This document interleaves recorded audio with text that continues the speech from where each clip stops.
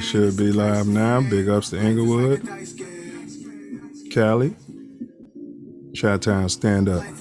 Copyright disclaimer under Section 107 of the Copyright Act 1976. Allowance is made for fair use for purposes such as criticism, comment, news reporting, scholarship, and research. Fair use is a use permitted by copyright statute that might otherwise be infringing. Nonprofit, educational, or personal use tips the balance in favor of fair use. Please like, share, subscribe. We talking gun rights and wrongs. Chi-Town is in the building. Let's get them in here. We'll start shortly. On this course of instruction, each of you should, so far as possible, lay aside for the time being all previous theories and beliefs. By so doing, you will be saved the trouble of trying all the way through the show to put, quote, new wine into old wineskins, end quote. Luke chapter 5, verse 37. If there's anything as we proceed which you don't understand or agree with, just let it lie passively in your mind until you have enjoyed the entire show.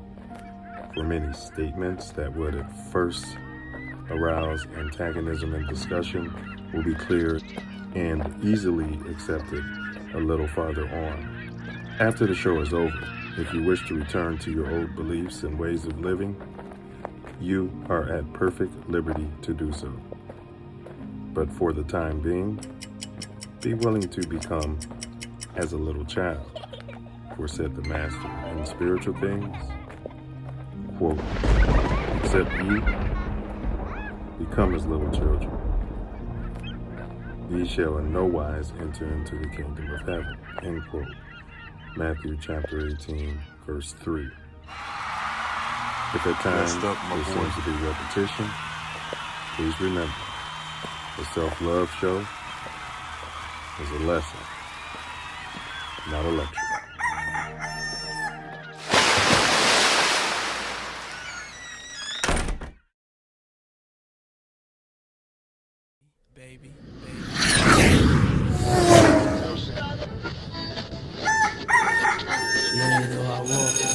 I'm not saying I'm going to rule the world or I'm going to change the world, but I guarantee that I will spark the brain that will change the world. And that's our job, is to spark somebody else watching us. We might not be the ones, but let's not be selfish, and because we're not going to change the world, let's not talk about how we should change. 24 years ago today, iconic rapper Tupac Shakur was shot here in Las Vegas. The rapper was shot inside of a BMW while stopped at a red light on Koval and Flamingo. We all know the story. He then died 6 days later. The shooting happened after a Mike Tyson fight against Bruce Sheldon at MGM Grand. And then there was a brawl inside of the lobby right after that fight. Tupac was in the car with Marion Suge Knight, who was grazed by a bullet. No one has ever been arrested for Tupac's murder.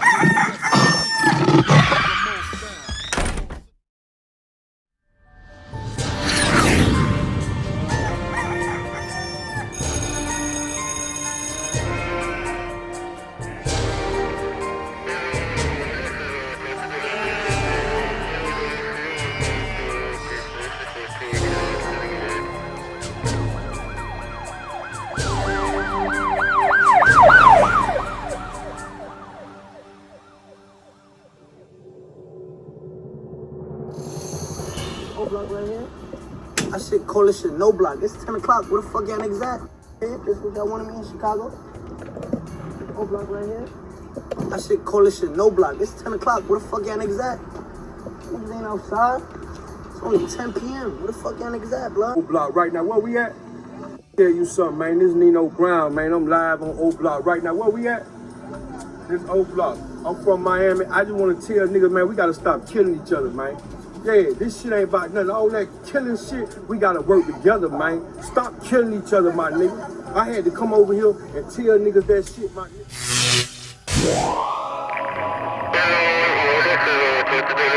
I'm right here.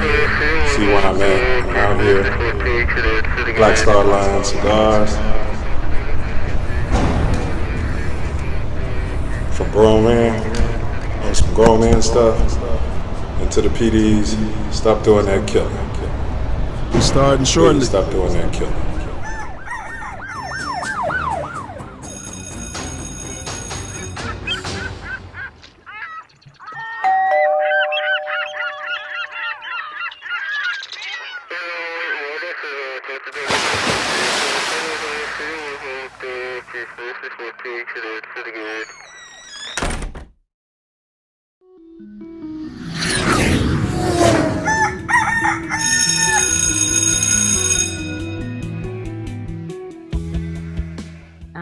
And even in this instance, if I could be of service to a 9-year-old girl or a 19-year-old woman or girl who wants to be a woman, is to really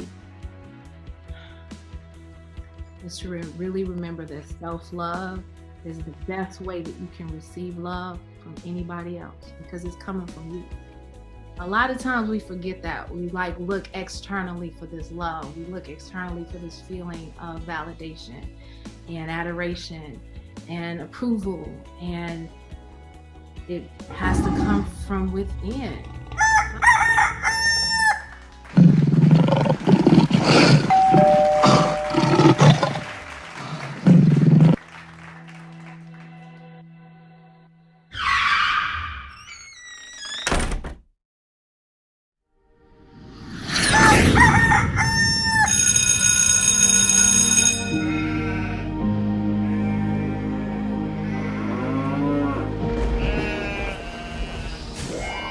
This is your last chance. After this, there is no turning back. You take the blue pill, the story ends. You wake up in your bed and believe whatever you want. You take the red pill, you stay in Wonderland. And I show you how deep the rabbit hole goes.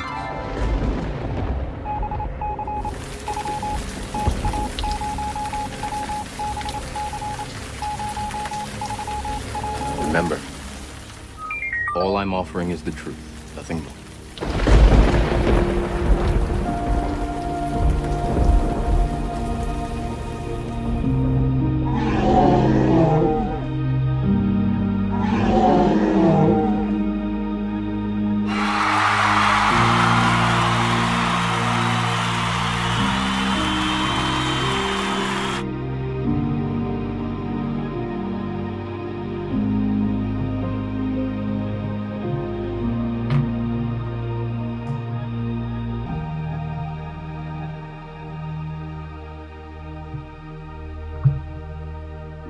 Greater than my excuse. I am greater than my excuse. I am greater than my excuse. We live. Today is Wednesday, March 2, 2022. It's approximately 9:09. Big ups to the nines. Chi-Town time. As always, we acknowledge you cats can be any place in this magnanimous universe. And thankfully, we all chose to be here together. Here. Together. Here. What down, brother Wordsmith? What you manifesting today, G? Love. Man, you know me. What you manifesting? Ditto, Brody. Pure, magnificent, magnanimous, unfettered, often harsh. Some say tough. As you know, it's all love, bro. It's all love just the same. No doubt. Hey, what's been going on in your neck of the shot, fam? Oh, man. You know, I'm usually unplugged, but I was out and about and saw it on a restaurant's screen that they indicted Mike Madigan. Oh yeah, Madigan, yeah, for corruption, and they finally throwing those RICO charges on those white gangs, huh? Man, allegedly. Yeah, Well, you get indicted, so there's a huge bribery campaign over years. Allegedly. Yeah, allegedly. Yeah. Small ups to Madigan.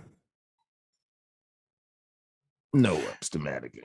Yeah, and they need to go after ComEd because I think that's a quasi-public institution And, they were paying for special favors too. I wouldn't, just like you go after the Johns, not just the prostitutes, I think you need to start going because they were getting favors, bro. I can believe it because their, services, Allegedly decent, but, pricing is allegedly, it's not allegedly, it's high. Yeah, it's extortion. So what to expect today, I would give you a quick rundown. As always, we run over the self-love quote of the day, always powerful. And then a quick 1-minute video or less. It's the More Growth and Development Program. We got a video we run called Tattoo Tyranny. Self-love and I are going to unpack that. Then, of course, we got a production, refresh your thing, too. Also, we got the Dome teaser, which is a riddle. We need you cats to come up with the proverb out there. Chat's been doing pretty well lately. And then, of course, our topic today, a rather serious one. It's gun rights, wrongs in the Black community. Should we pack those blicks? And then, of course, we got next week's sneak peek. We got a great show lined up for you cats and a greater guest lined up for us next week. And then, of course, my personal favorite part of the whole shebang, which is this brother Wordsmith's final words out. But first, we'll shoot through the announcements. Big ups to Long Beach Poly. They're starting their state championship journey. As we know, they qualified through their Southern California regional. Their first game in the big state tourney was yesterday. The next game's tomorrow, but they won 59-51 at home. Big ups. Happy belated birthday to 5G. She knows who she is. Big ups. Huge ups. Also, stop the violence out there. All right. Just because you got a gun doesn't mean you got to, have an itchy trigger finger out there. Find other ways to resolve those conflicts out there. And then, of course, we got a TATN history channel. Just do a YouTube search, TATN history. It probably should be called Black History, but all history is Black history if you really delve into that concept. But we got some quality content on that channel as well. And we're 102 subscribers away before the big skydive. Myself and my better half, we're going to jump out of an airplane. And she assured me that she suggests that we actually pack parachutes. So I've agreed to that. Self-love, you got any announcements out there? Like, share, subscribe, hit the bell, share far and wide. A second, happy birthday to 5G. Love you. Thanks. Hey, and if there's any gun holders out there, you might have your FOID card. There's no such thing as that here in Cali, but if you're a gun packer and you want to, put a little thumbs up out there or, something like that, let us know. If you're a member of the NRA, we definitely want to hear from you. All right. This is what this show is about. Last week's show, and we have the lovely young lady in the building. Big ups, Janelle. Huge ups. That was a great show. Extraordinary. Advise everybody to go back and watch it if you didn't see it. Man, outstanding. This is a man's world. Fred, it wouldn't be a damn thing without a woman's touch. So I appreciate you joining the Give Back Gang, and we hope to maybe we can book you again in the future on another topic or be a part of a panel, because we definitely love that heart you bring and also that knowledge. Facts. And as Self-Love said, you guys like, share, and subscribe.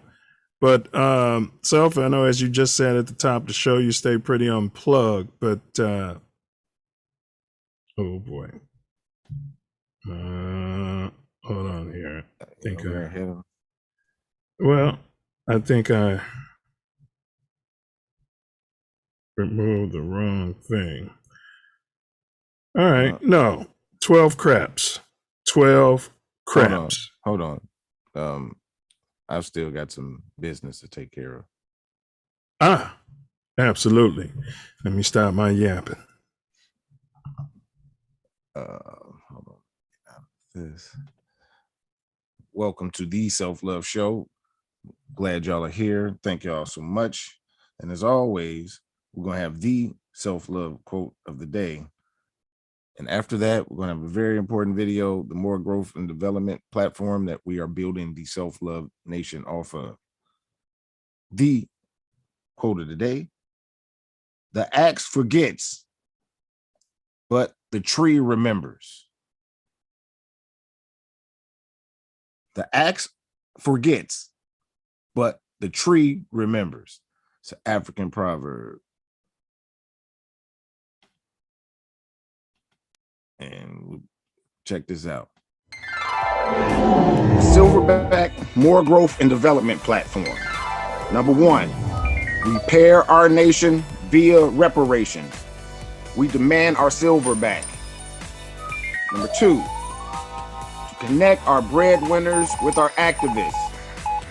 Number 3, show an accurate depiction of African American Chi-Town. 4, shine a light on positive influences. 5, heal our community one person at a time.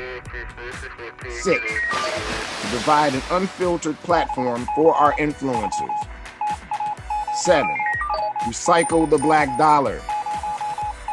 8, to provide mentors for the mentorless. 9, close the gap between us and our pink kinsmen.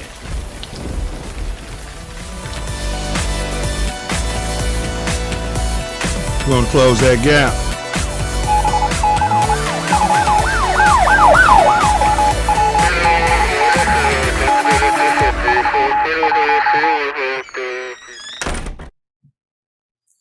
And number 10, self-love. Protect our women and children by any means necessary. Facts. That's right. Any means. If you're going to flex your gun, your Second Amendment rights, that'd be I'm not suggesting it, but I suggest that'll be the way to do it. Yeah. But yeah, so 12 craps. Did you hear anything about that? No. Yeah, unplugged for sure. Yeah, 12 shooting craps.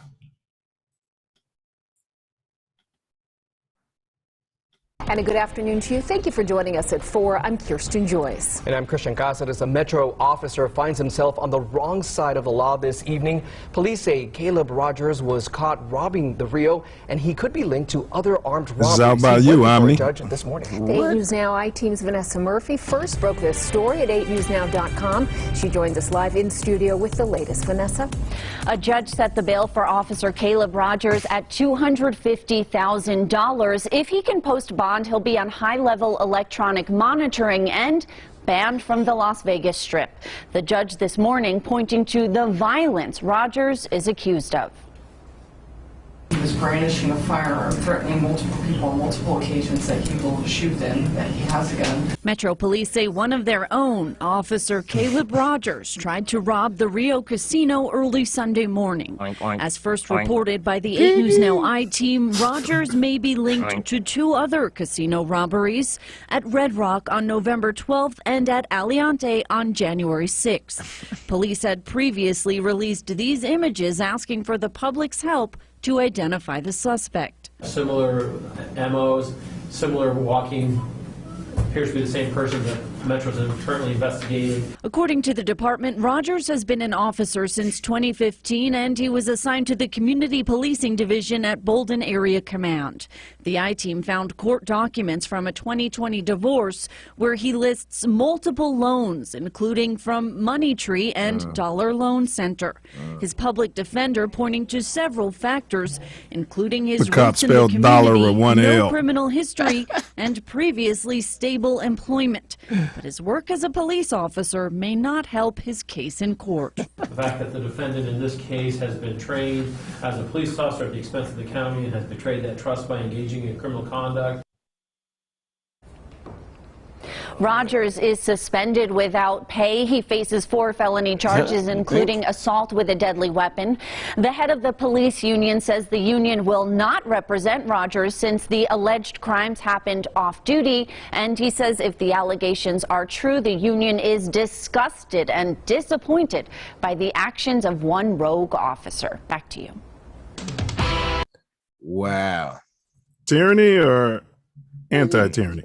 It's complete tyranny. He's using his place as a pig, you know, to have the gun, to go and rob. Can we say pig on YouTube? Oink, oink, mother, you know. All right. All right. I can't say pig. I don't know what it is. Should these guys go in general population if and when he's found guilty? Yeah, well, they should get the whole book at them, and they should get maximum time and general population. Why not? I agree. Yeah, they were trying to get his bail lowered, and his attorney, I guess they're just doing their job, but it's a public defender. Yeah, well, you know, the union probably supplied him with counsel. Who knows, though? Could be. They said right there, the union was like, no, it was done off duty. We're not representing him in any way, and if it's any way true, we're disgusted. Oh, look at you. You think they're disgusted? You like the FOP? No, not at all. I like that they said, "Oh, this dude did some crime on the strip off duty." Yeah, we're not representing him. I like that part. All right. Big ups to the FOP. All right. So we got another one. It's not Madigan out there. I switched it up. It's funny you brought up Madigan though, because he was going to be featured. Oh, wow. Yeah, but this is a short video. If you guys stand by. Scenes out of Ukraine show desperate people walking miles in freezing temperatures, cramming onto train station platforms, and waiting hours at the Polish border. Included in that number are thousands of international students who just want to go home. Many of them say that their wish is being delayed or denied because of their skin color. The Ukrainian Ministry of Education reports over 80,000 students come from around the world to study at Ukraine's renowned and relatively inexpensive universities and medical schools. More than 18,000 of these students come from India, over 16,000 from African nations like Morocco, Nigeria, Egypt, and South Africa, and many from the Middle East, 158 countries in all. Abira Ahmad Khan was studying medicine in Kyiv when she tried to evacuate. She says border officials held her and other international students back. They waited for all the Ukrainian people to go out first and then other nationalities. Abira, who is from Pakistan, says the people in the Ukrainian villages have been kind and given them food, but she believes the poor treatment she and her fellow exchange students received from border officials is because of their nationality and skin color. On the border, they were preferring Ukrainian people, and we had to wait even more than we should have because of those people, because of racist people. 22-year-old Egyptian student Abdelhamid Ahmed says foreign students were told they would have to pay for their own buses. Ukrainian people taking bus, and foreign people, except Ukrainian, are going by walking, not taking bus. Too much people walking. Like we walk maybe 40 or 45 kilometers, more than. Despite the difficulties, Nigerian medical student Lois Kaya says going to the border is his only choice. By any situation, we need to drain our own country. We cannot stay here. Our university has to talk to people. We are not able to protect you. Lois' motivation? His mother. She's waiting for me. She invests her money for my education, so I cannot be blocked in this country. So she's every day crying, why you? Have you taken your train? I'm watching some video online. What is happening in your country? I say, it's what is it? In places like India and Nigeria, families are protesting to get their students and loved ones out of a dangerous war zone. Viral videos circulating on social media appear to show African, Middle Eastern, and Indian students treated differently than their European counterparts. Nigerian President Muhammadu Buhari responded to the videos in a Twitter statement, saying in part, "All who flee a conflict situation have the same right to safe passage under UN Convention, and the color of their passport or their skin should make no difference." Filippo Grandi, the United Nations High Commissioner for Refugees, says there has been a different treatment. There should be absolutely no discrimination between Ukrainians and non-Ukrainians, Europeans and non-Europeans. Everyone is fleeing from the same risks. He says the UN plans to intervene to ensure everyone is treated fairly at the borders. But for now, students from around the world are making harrowing trips through a country currently under attack, trying to make their way home. For Inside Edition Digital, I'm TC Newman. All right. So let's just say this isn't racism and it's more of a nationalist thing. And we all know how racist they are over there in Russia and Ukraine, what have you. But let's just say they want to protect theirs first, right? Yeah. And why are they whining all over the United States that we should get up there and do everything for them? And asking Biden to do this and that and give them $1 billion, and we're still asking Biden to defund 12. Media, suddenly, all of a sudden, see, it's not important anymore. Yeah, I mean, it's weird, bro. There was one brother from Nigeria, he's from the Congo.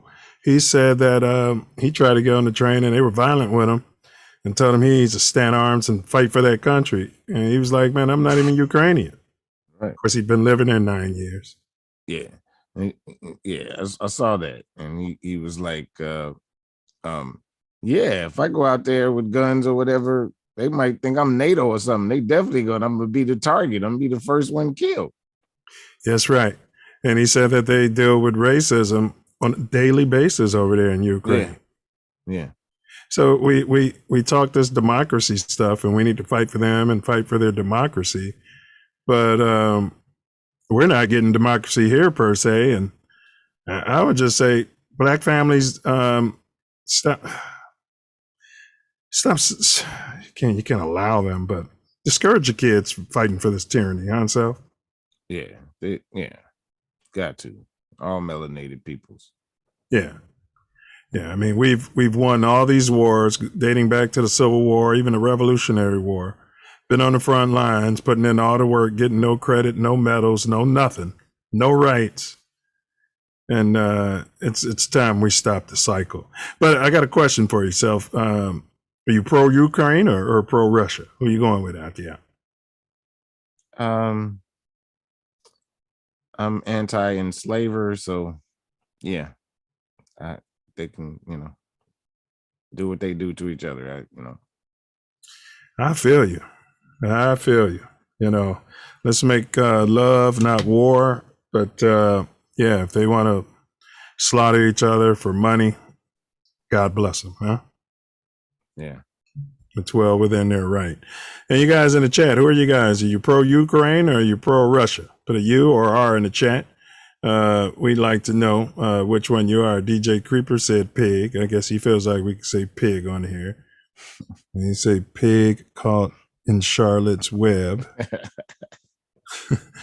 And he said they're snitching. I think he's referring back to Mad Madigan, huh? Yep.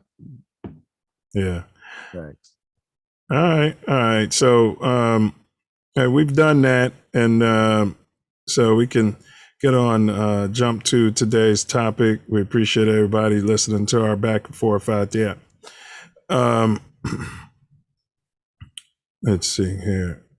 Self Love, if you can go ahead and have production run that next video, we'll get this show on the road. And this is the gun topic, y'all.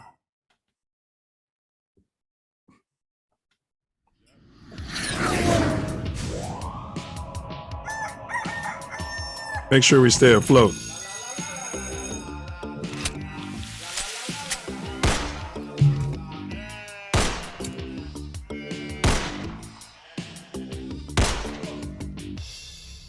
crazy, man.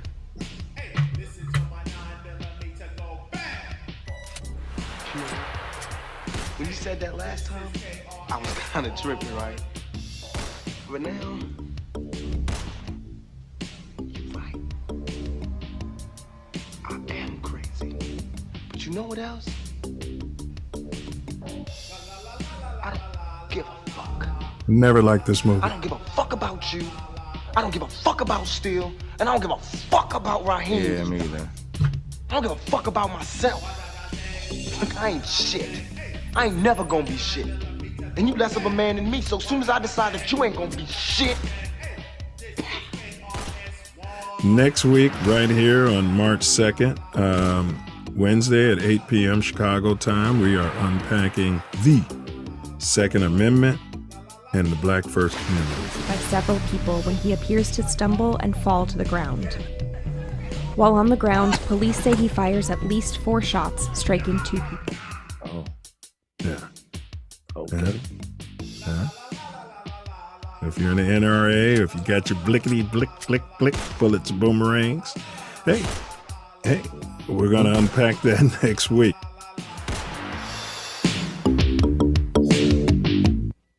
Untitled made it easy for NRA members to get ammunition and target practice at military installations at reduced cost, or even free. Although federal budget cuts have cut down the favors, the military connection between the NRA and the Pentagon remains close, warm, and fraternal.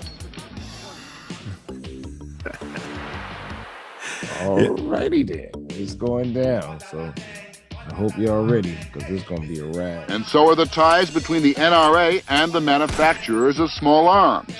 For the NRA is not just hunters and sportsmen and conservationists, it's the marketplace of $1 billion Yep. And so Rittenhouse raises his hands while his rifle hangs around his torso, and a number of police vehicles drive past him. Bros, what's going on? This is Kanada. Be sure to subscribe to my channel if you haven't already, because subscribing makes you feel good. Do you still have them?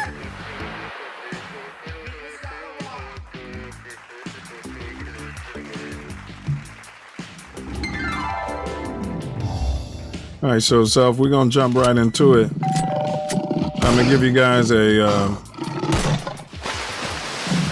You can kill that. I'm gonna give you guys a short definition. The Second Amendment. It states a well-regulated militia being necessary to the security of a free state, the right of the people to keep their arms bare. No. To keep and bear arms shall not be infringed upon by the Fed or, by anyone. What does that mean to you? That to protect yourself, you have the right to bear arms. And it's like it's put in there because the Constitution is supposed to tell the government what it's allowed to do. And it's supposed to be government by the people, so they say. And it means that we can protect ourselves from the tyranny of the government. So we have the right to bear arms. And so I look at it as the people being the state. We're a republic. We're not a union. Each state is its own sovereign entity. It says a well-regulated militia. So I don't know if I would include the KKK or Pookie in the gang. And it says being necessary to the security of a free state. Now it does say the right of the people. Of course, I'm reading into the people as being that state. The right of the people to keep and bear arms and shall not be infringed. But you don't see it that way. You see it as a right of every individual to carry a blick and go on about their business. I mean, yes. And I can see what you're saying because it was supposed to be that way, but it turns out the state is infringing upon and not protecting and not doing what they're supposed to do. So I think that's why it's in there. I hear you. I hear you. That is the question. Go ahead though, bro. I didn't mean to cut you off. No, I mean just that we have the right to resist against tyranny. The government is supposed to have certain powers and they're not supposed to go over that. And if they do, then it's written in that we can shut it down. So we'll just say the Black Disciples. Are they a well-regulated militia? I mean, yeah, I would think so.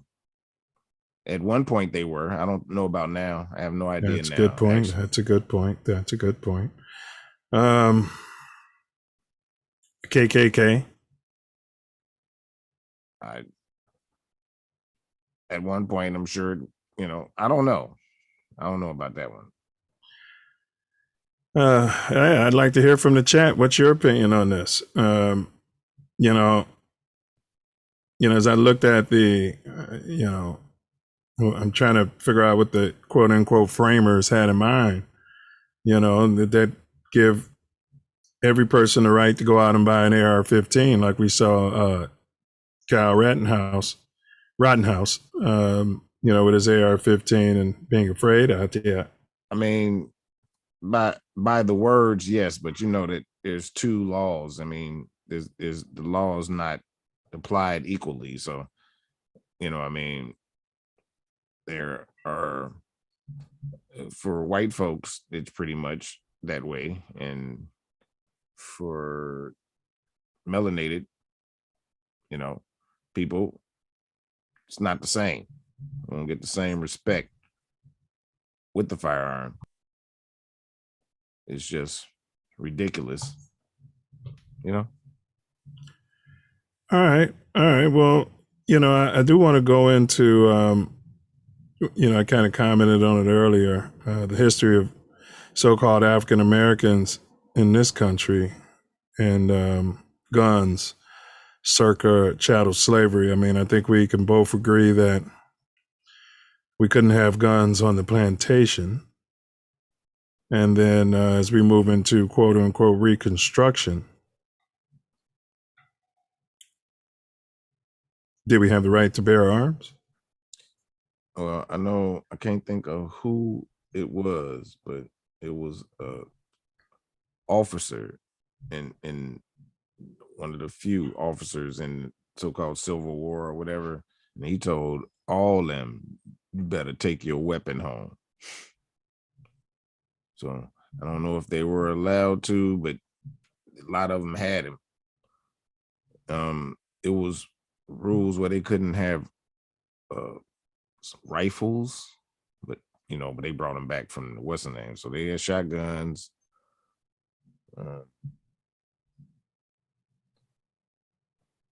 From what it said, allowed, probably not allowed. You know what I mean? Yeah, and just to put it in context, pretty sure for the most part, we weren't turning those guns on one another. Probably rarely, if ever. Facts. Yeah, I'm sure things happen, but pretty sure that wasn't the thing. So just gun politics is an area of American politics defined by two primary opposing ideologies about civilian gun ownership. People who advocate for gun control support strengthening regulations related to gun ownership. That's that well-regulated militia. People who advocate for gun rights oppose new regulations or support loosening restrictions related to gun ownership. These groups often disagree on the interpretation of laws and court cases related to firearms, as well as about the effect of firearms regulation on crime and public safety. It is estimated that U.S. civilians own 393 million firearms, and that's 35 to 42% of the households in the U.S. have at least one blick. The U.S. has by far the highest estimated number of guns per capita on Earth, at 120.5 guns for every 100 people. Debates regarding firearm availability and gun violence in the U.S. have been characterized by concerns about the right to bear arms, such as found in the Second Amendment, and the responsibility of the U.S. government to serve the needs of its citizens and to prevent crime and death. Firearms regulation supporters say that indiscriminate or unrestricted gun rights inhibit the government from fulfilling that responsibility and create a safety concern. Gun rights supporters promote firearms for self-defense, including security against tyranny, which you mentioned, as well as hunting and sporting activities. Firearms, and the Constitution said nothing about hunting and sporting. Firearms regulation advocates state that restricting and tracking gun access will result in safer communities, while gun right advocates say that increased firearm ownership by law-abiding citizens reduce crime and assert that criminals have always had easy access to firearms. It's a bit of a trick bag there. Yeah, especially in Chicago, where it was the most strictest handgun laws. Couldn't have one unless you had one in '84 or something like that. All the way up until recently with the concealed carry stuff. Until then, if you didn't have a handgun before '84, you weren't allowed to have a handgun in the city. I mean, and at the same time, they're dropping off handguns in the neighborhoods. You know what I mean? The crates of handguns. So, criminals are always, they don't care about the law. Yeah, criminals come in all shapes and sizes. Many of them are the law. Facts. And they have access to handguns.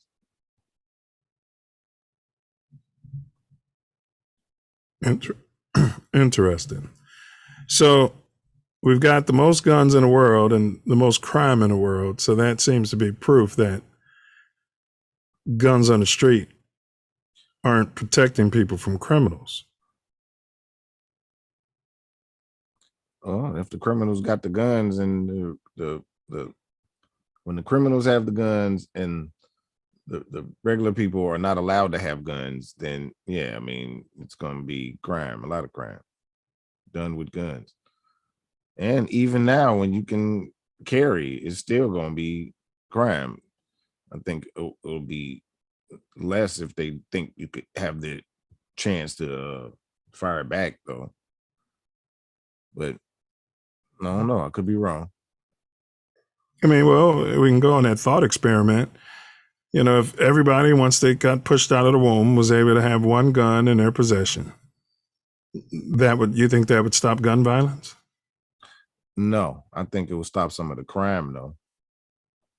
I think if that was the case, there would be it would be used at points to handle situations that it wouldn't be if it was no gun. But oftentimes the criminals are going to do crime. They're going to find a way to do crime. Right. So if everybody had a gun, you just get a band of criminals to start taking people's guns and breaking in their homes and cars and taking their guns from them. Crime is crime. But I guess that can go both ways. You know what I mean? If I got a pistol and you got an AR-15, you can have my pistol pretty much. Yeah. And then the criminals would have bigger guns, quote unquote. It's a thought experiment. Well, in this great land, the pink man did everything humanly possible to keep guns out of our hands for quite some time. And I think they got to a point where they said, hey, we can flood them with drugs and guns and sit back and watch them kill each other. Yeah, it was the Panthers is when they really started making gun laws. Facts. Yo Club, Stace Dude is in the building. Yo. All right, well, let's jump to the NRA, the National Racist Association.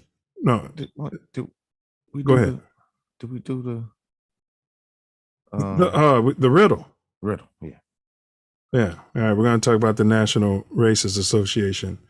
shortly. Yeah, we didn't do the riddle, so I'll give you guys the riddle. The dome teaser. Here we go. Dome teaser. That's like everything is legitimate in matters pertaining to ardent affection and armed conflict between nations. Oh, yeah. Everything is legitimate in matters pertaining to ardent affection and armed conflict between nations. Got a thumbs up out there? Mm-hmm. What is the proverb, chat? What is the proverb?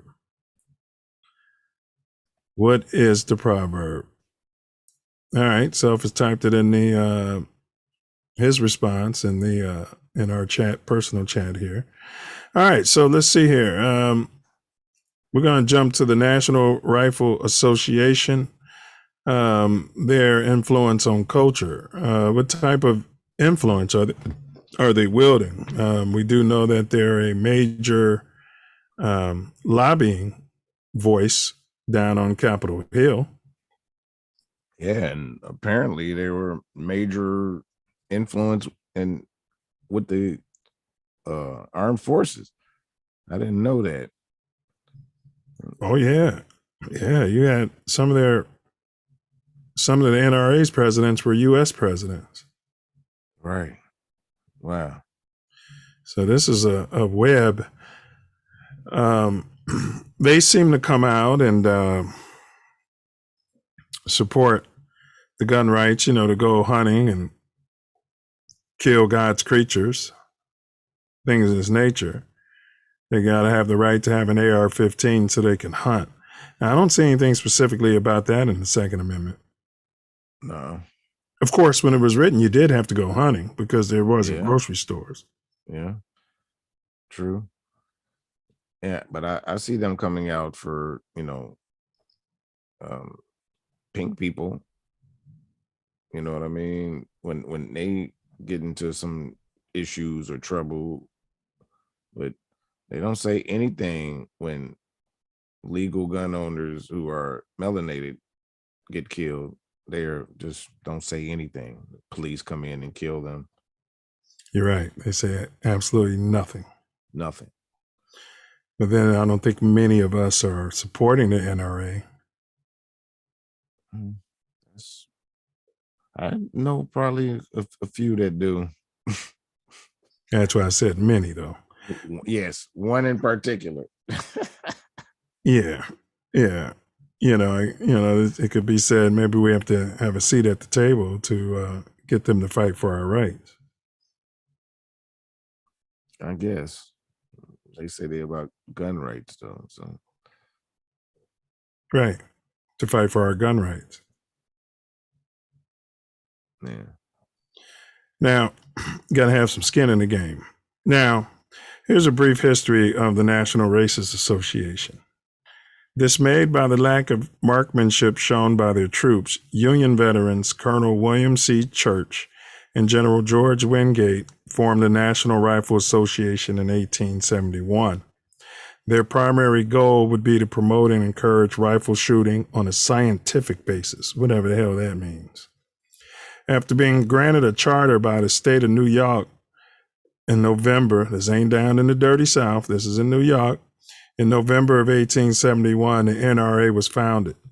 Civil War General Ambrose Burnside, who was also the former governor of Rhode Island and a United States senator, became the fledgling NRA's first president. An important facet of their creation was development of a practice ground. In 1872, with financial help from New York State, a site on Long Island, the Creed Farm, was purchased for the purpose of building a rifle range named Creedmoor. The range opened a year later, and it was there that the first annual matches were held. Political opposition to the promotion of marksmanship in New York forced the NRA to find a new home for its range. In 1892, Creedmoor was deeded back to the state, and NRA's matches moved to Seagirt, New Jersey, still in the north. The NRA's interest in promoting the shooting sports among America's youth began in 1903, when NRA Secretary Albert S. Jones urged the establishment of rifle clubs at all major colleges, universities, and military academies. Interesting. We tell our kids not to have guns, but I think I know why we do. Because as Self Love mentioned, there's privilege law and then there's inward laws. By 1906, NRA's youth program was in full swing with more than 200 boys competing in matches at Seagirt. Today, youth programs are still a cornerstone of the NRA, with more than 1 million youth, which your boy Rottenhouse is a member, with more than 1 million youths participating in NRA shooting sports events and affiliated programs such as 4-H, the Boy Scouts of America, the American Legion, Royal Rangers. I never had a gun when I was a Boy Scout, National High School Rodeo Associations, and others. What's that? So that's crazy. You're right. Due to the overwhelming growth of NRA's shooting programs, a new range was needed. General Ammon B. Critchfield, Adjutant General of Ohio, had begun construction of a new shooting facility on the shores of Lake Erie, that's still in the north, 45 miles of Toledo, Ohio.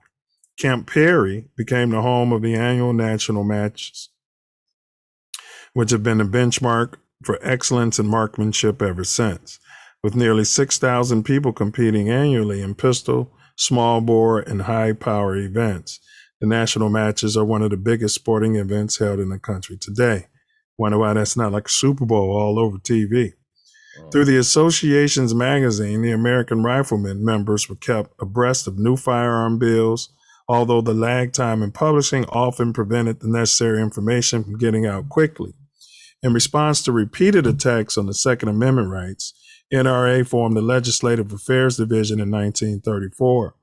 While NRA did not lobby directly during this time, it did mail out legislative facts and analysis to their members, whereby they could take action on their own. In 1975, recognizing the critical need for this is around the Panther time Self was talking about. In 1975, recognizing the critical need for political defense of the Second Amendment, NRA formed the Institute for Legislative Action. Meanwhile, the NRA continued its commitment to training, education, and marksmanship. During World War II, the association offered its ranges to the government, developed training materials, encouraged members to serve as plant and home guard members, and developed training materials for industrial security. NRA members even reloaded ammunition for those guarding war plants. Initially, the NRA's call to help arm Britain in 1940 resulted in the collection of more than 7,000 firearms for Britain's defense against potential invasions by Germany. Britain had virtually disarmed itself with a series of gun control laws enacted between World War I and World War II. After the war, the NRA concentrated its efforts on another much-needed arena for education and training, the hunting community.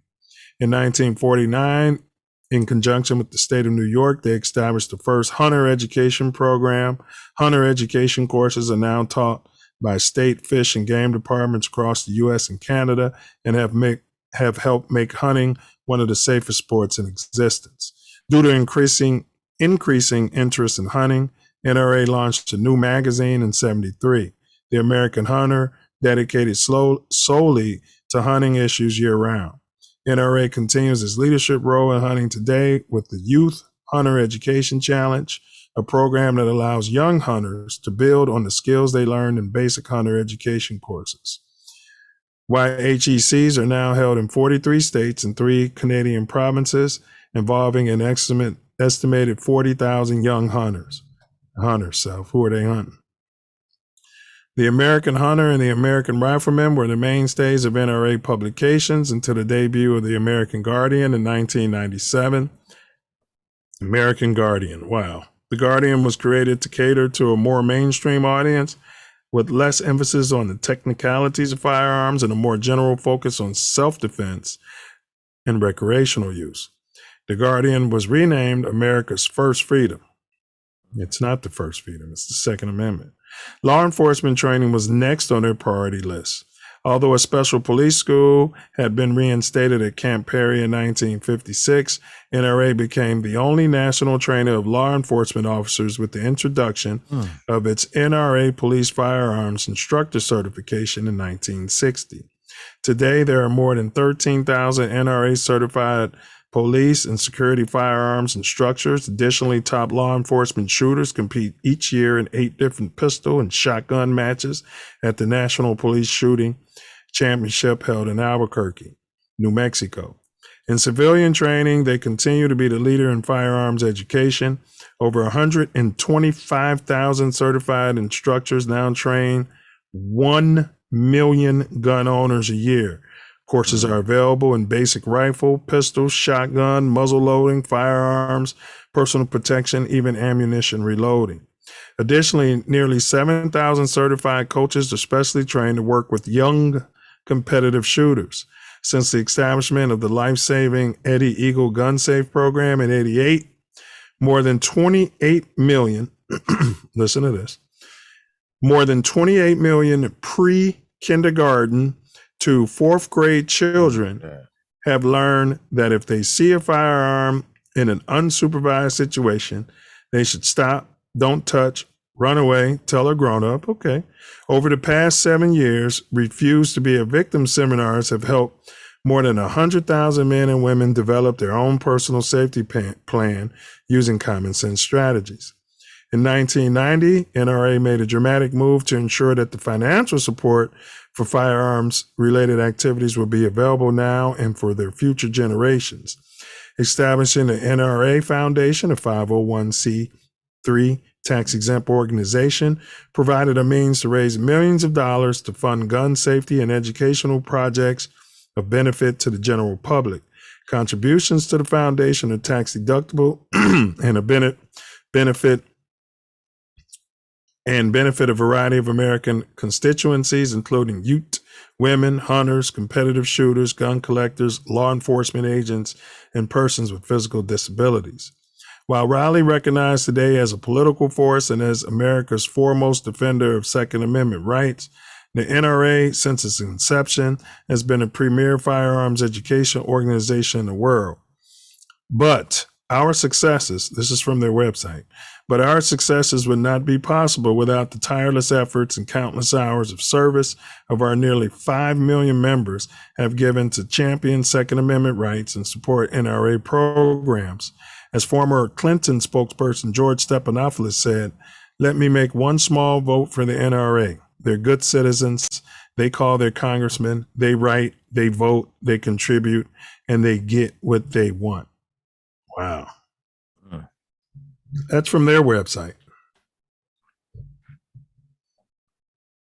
Yeah, I mean, huge lobbyists. So, yeah, I mean, we can learn from them. I know there's a black counterpart. I have the name somewhere. They recently started, I think about 15 years ago. It's like a black version of the NRA. Okay. Yeah, I'll find that and get that information out to you guys. So, if you want to cancel your membership with the NRA, you can, join the brothers and sisters. Facts. So, hip hop influences itself. Well, we'll start with the film, Hollywood. So we've got guns proliferating our youths, right? And we're going to say illegal guns in our communities, carjacking everybody. You saw that movie Juice. You got the juice now, and it gave him the gun, and you know what I mean? Right. What kind of influence do you think Big Hollywood has played on this topic? Humongous. I mean, tremendous, stupendous. It's we are a culture will put something, embrace it, and internalize it, and take what's on the screen into real life. Take something, an image that is not real, audio that's not real, and then transform it into real life on a regular basis.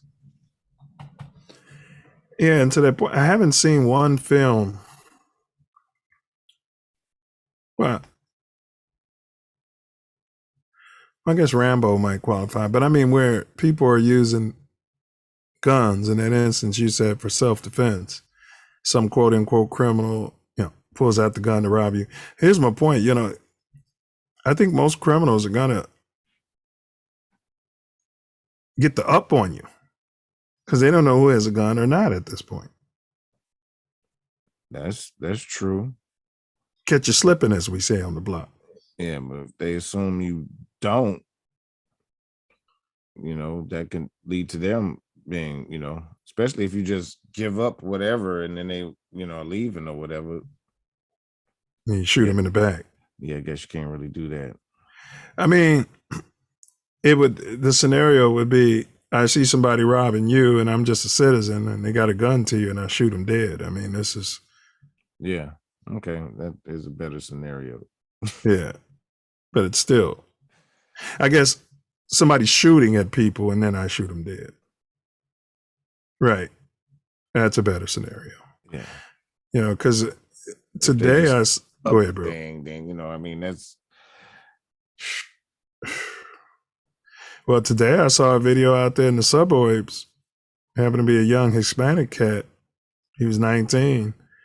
And it was road rage. A truck driver was bagging into the property. And the story went that it's 47-year-old white man. And he got pissed because the guy went around him instead of letting him bag in and go forward and bag in. And he chased him down. And then, so if they got video of him, stuck his hand in his car. The mugshot shows the young Hispanic dude with and to your point about the NRA is not going to support him, he had a black icon on this, so it looks like dude hit him. And he pulled out his strap and killed him, shot him like 3 times, dead.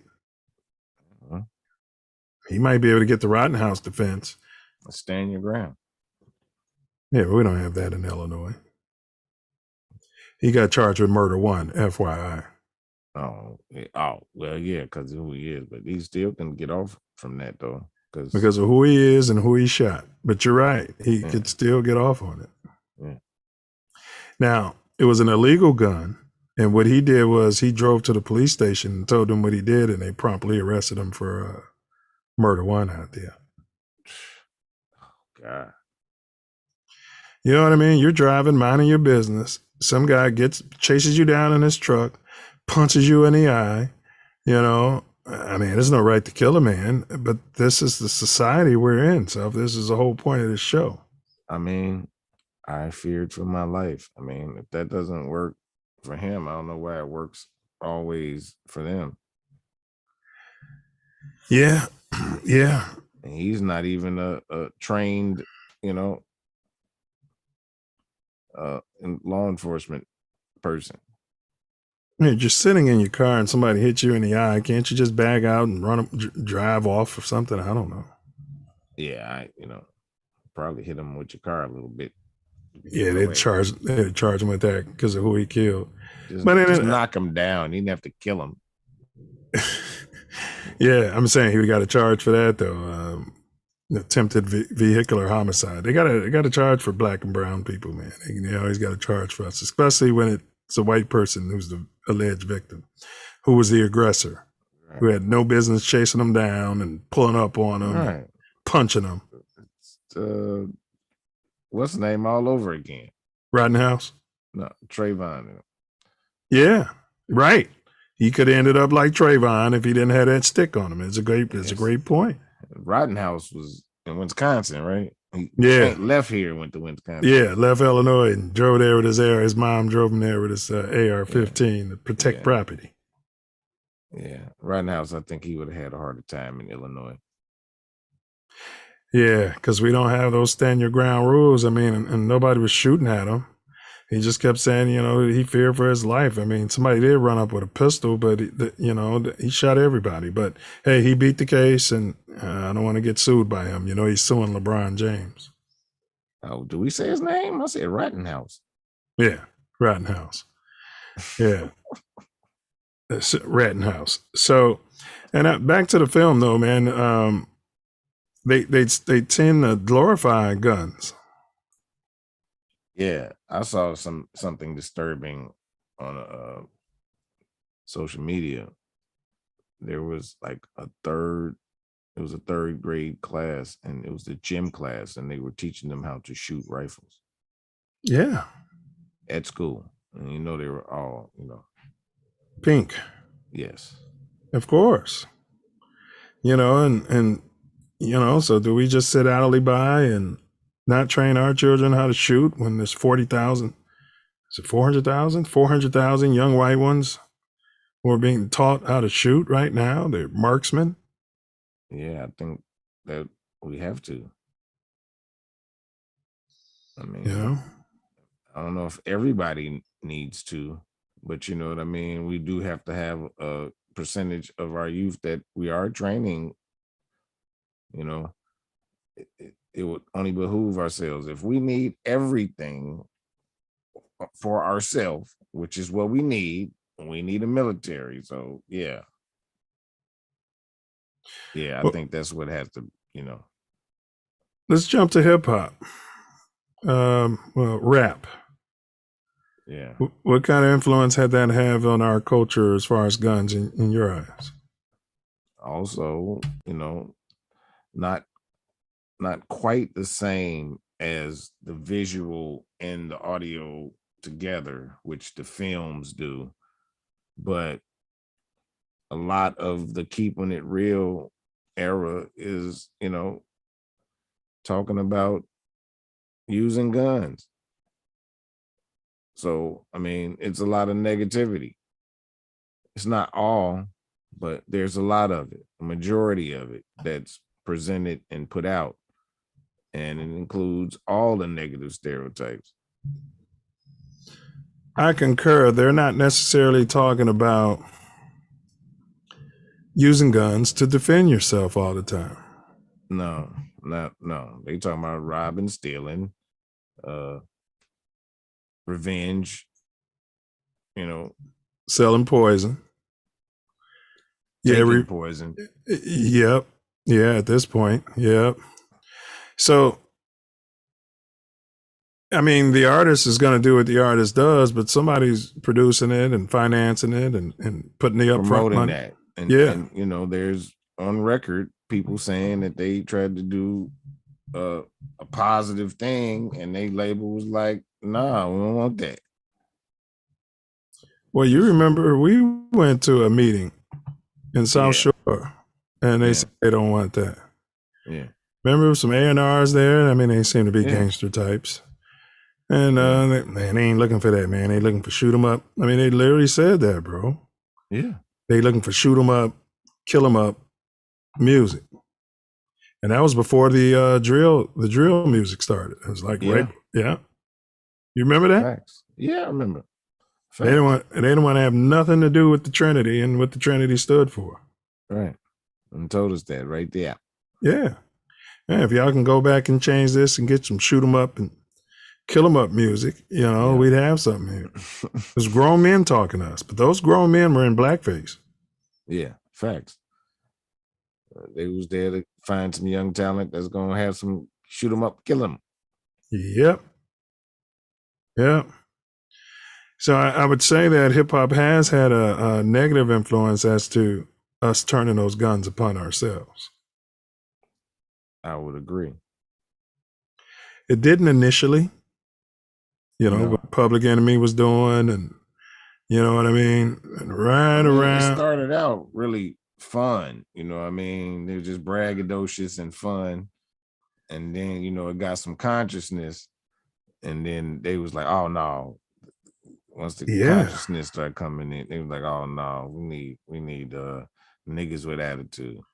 Right. We had the S1Ws. We had people that was talking about building armies and fighting tyranny with those guns. And then, like you said, it went to KRS-One. And don't forget about 6 a.m, police at my door. Right. Fresh Adidas squeak across the back. Right. Ice-T. But Schoolie D was on that too somewhat, but he, Schoolie D was on that too. So, but it wasn't promoted.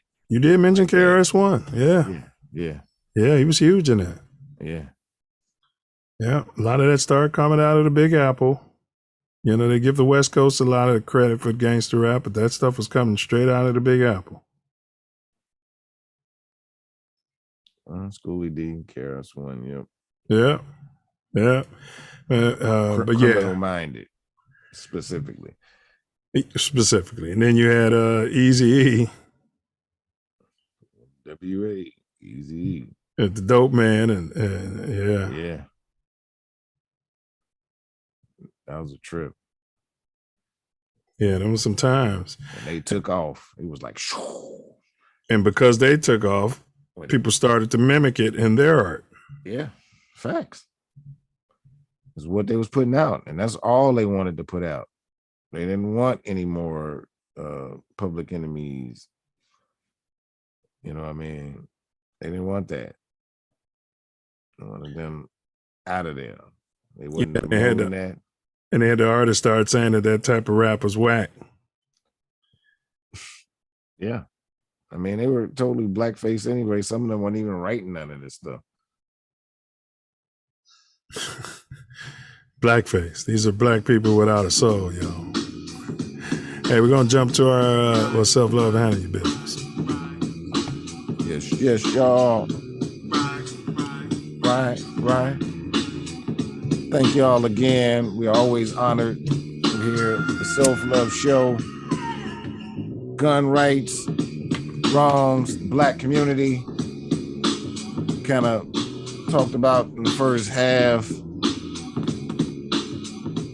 about NRA,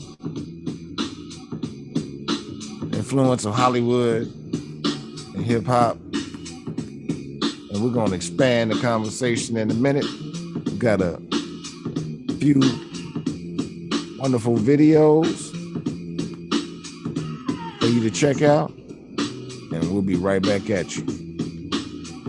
It's halftime. The UN Refugee Agency says it has spoken to countries bordering Ukraine after reports that African citizens... Go to the next one. Production. Dr. such and such and such and such from such and such. On self. Mm-hmm. Yeah. Because I think the people today, I think we don't feel like we have the power. Yeah. I concur with you. I think we sit around and we say, man, did you hear about what those guys did with the mayor and all those guys, what they signed, the laws they enacted today? And we sit around and say, yeah, ain't nobody going to do nothing about it. I mean, right? And then, when we do protest, we're on Michigan Avenue or something like that. But we're not at the mayor's house. If your alderman voted and signed off for some nonsense, right? Yeah. It behooves the people. Somebody, a Mahdi. Get in his face. Yeah. Throw him out of office. Well, first, get in his face and, let him know about this pleasure. And then I'm not talking about a protest. I'm talking about Silverback having a conversation. Me personally, I'm beyond warnings. And if somebody signs something that's completely retarded for the people that voted them into office, that person has an agenda. I don't have time to talk about conspiracy this, conspiracy that. You cannot come back into this office. You're not welcome. And we let the city figure out what the city's going to do. Yeah, well.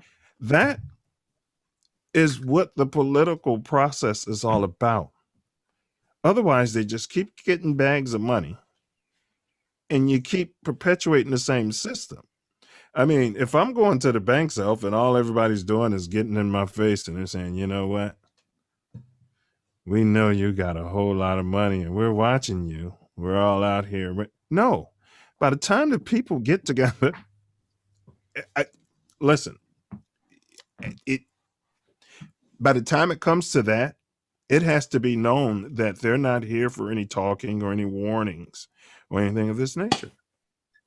I'm not saying violence. I'm saying that you are no longer employed for us. And we're going to have an immediate election and everybody can say, well, no. Well, then this office will be empty. Bruh, that's what it takes, man. Outside of, revolution, which we're not about. So, I mean, seriously, and it goes all the way up to the mayor, bro. Absolutely. Yeah. So, I mean, I digress. Yeah. I'm passionate about these local politics. So, since we are talking about big slavery, I did want to, throw out there, Self Love and I, at 9,000, you guys got to subscribe, man. Get people to subscribe.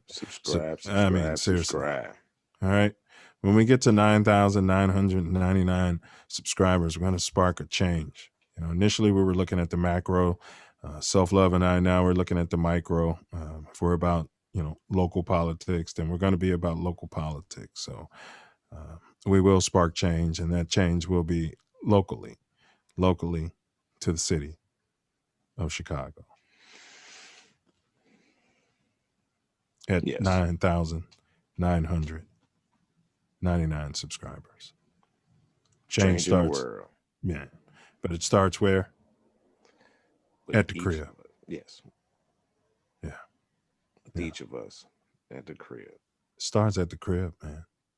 We're looking way too far off, bro. Right? We got these juries, right?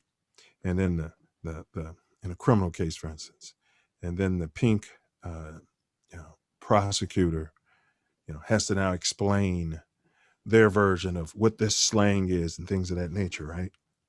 Well, by the time they have to explain it to these people, neither of them are peers. Right. It could all be a fairy tale.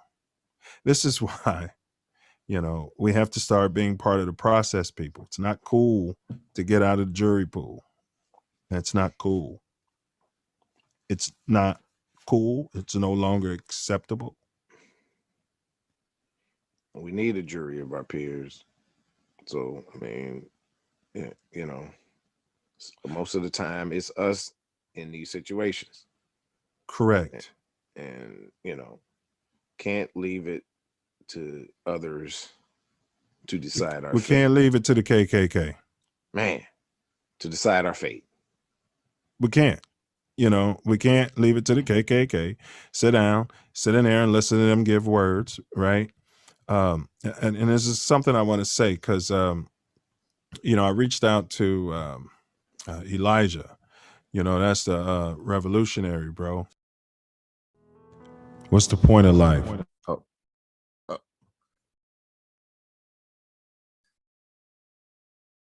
We're back. I think I jumped the gun.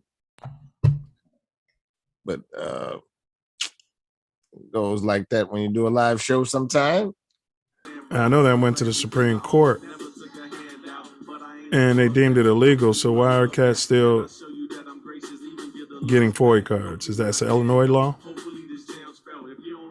I guess mine expired and I haven't felt the need to get another one, but to get a concealed carry, you have to have one. So.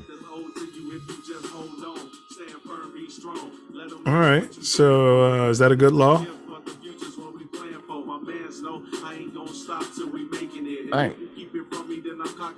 I guess they read.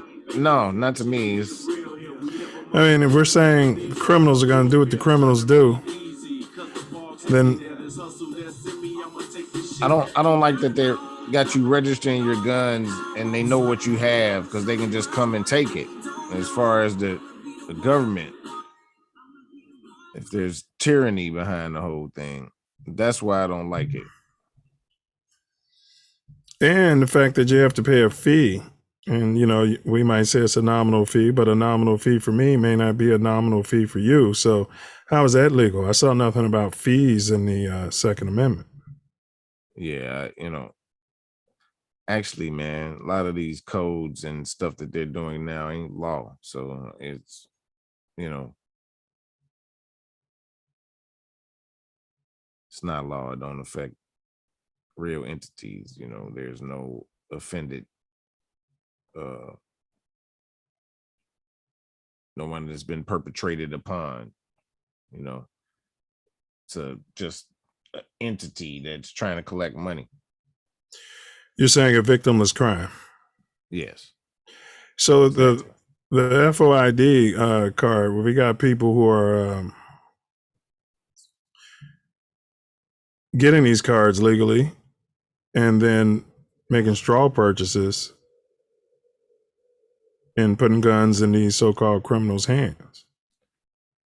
Yeah, that is a problem. But it get traced back to them because, you know, a lot of times, not all the time, not nearly all the time, those people still have guns out there, I'm sure. The ones that were selling them and giving them away. Yeah, you remember I gave a solution in my letter to Barack Obama. You can find my iPhone, and I just said, you know, the gun should be registered like a car's registered, and then it should have a locator chip in it. And then you could put all the data in the computer. And if I've lost 4 guns and the average person never loses 1 gun, then at some point I should not have the right to legally buy a gun. If my guns ends up in the hands of so-called criminals and people are committing crimes, violent crimes, and those guns are traced back to me, at some point I should have some fiscal responsibility, some fiscal liability, and or some criminal liability. And I got a letter back talking about the NRA and it's a big lobbying and people like their gun rights. And they won't go for it. So you make me do all this with my car? I hear you. In other words, maybe there could be insurance attached to it to cover this. I just know I don't want the government to have they'll just at some point just come take your guns. If they bring the army and come take your guns, you know what I mean? That's my issue with you know, them having the markers and all that stuff on them and all that. They have a long history of coming and disarming us. And we need our self as a nation within a nation, and we don't need them more knowing our full situation.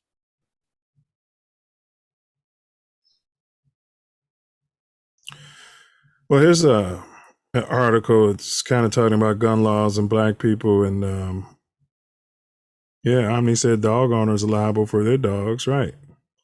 Gun owners should be too. I agree. You know, if everything was equal, I would agree. But it's 2 gun laws.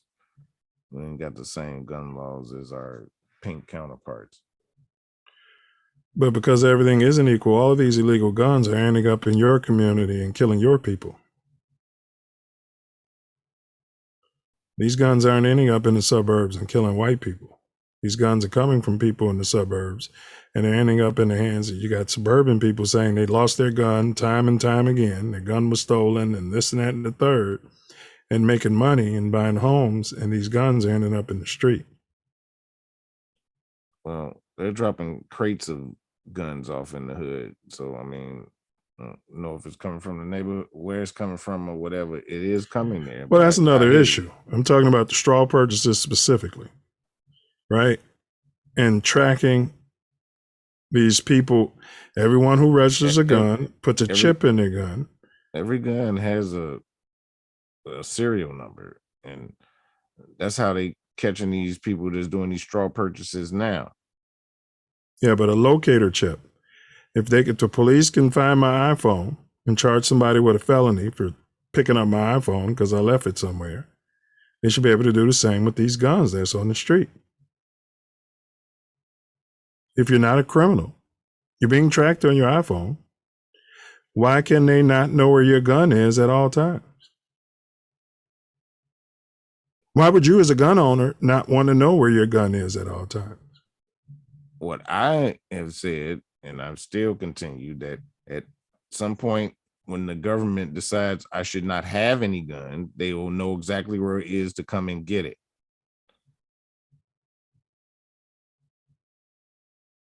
And that is my only contention. That's the only problem I have with it. But if they wanted your gun now and you have it registered, they can come to your house and search it and search your car and stuff.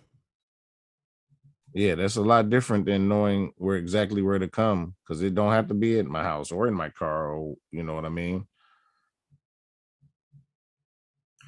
But if the government made a law and said no more guns and you hide your gun, you're going to jail. If it's tyranny, I don't care about their laws at that point. All right. So here's an article kind of goes into what we were talking about with hip hop, and then also blacks with guns. One of the most arresting moments on Kendrick Lamar's recent Good Kid, Mad City album comes at the 2-minute mark of Sing About Me, rhyming in the third person as the brother of a slain friend. Kendrick says, "If I die before your album drop, I hope." An unexpected rattle of gunshots then cut him off while the instrumental track plays on, seemingly unaware that the narrator has been shot. The moment is especially unsettling because it falls mid-sentence and off rhythm. There's no build-up to it, no warning. And because the bullet's hard-piercing drum roll is unmistakable, there's an intuitive reaction to cringe, even if we realize it's just a sound effect. Bullets is nameless, says Lamar elsewhere, but we don't confuse the anonymity with ambiguity. We know what the sound means, we know what it portends. Critics of hip-hop argue that the music glorifies violence, and specifically gun violence. There's no denying that gun symbolism suffuses much of hip-hop. One of my favorite phrases of the late 80s was "kick the ballistics," i.e. speak truth to power, while one of the more anticipated albums of 2013 is Meddlin' by a Florida rapper simply named Gunplay. It's fair to say that no American pop genre separates the power of the gun as much as hip-hop. What critics forget is that no pop genre confronts or contends with the consequence of gun violence as much as hip-hop either. Hip-hop's dual fascination / antagonism to the gun can already be seen / heard in this moment. On the one hand, the protagonist and his downtown debutante friend face mortal peril from this group of stick-up kids.